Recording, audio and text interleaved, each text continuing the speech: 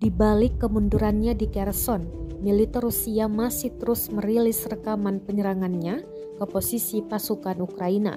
Rekamannya beredar di Telegram pada Sabtu 12 November 2022. Diduga serangan ini diluncurkan Rusia sebelum memutuskan mundur dari Kherson. Namun tanggal pastinya tidak diungkap. Dalam keterangan unggahan disebutkan drone kamikze Rusia menghantam BRDM-2 Angkatan Bersenjata Ukraina di wilayah Kherson. BRDM-2 adalah kendaraan pengangkut personel lapis baja amfibi 4x4 berbobot 7 ton berkonstruksi baja. Tampak setelah dihantam serangan drone Rusia, pasukan Ukraina segera keluar dari kendaraan dan menyelamatkan diri.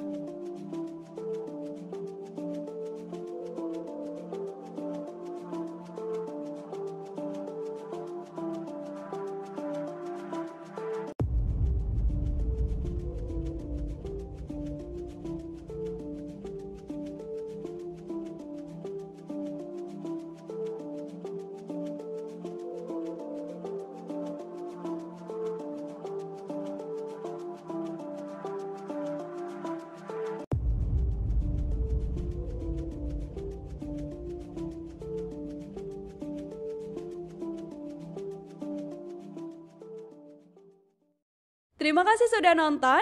Jangan lupa like, subscribe, dan share ya.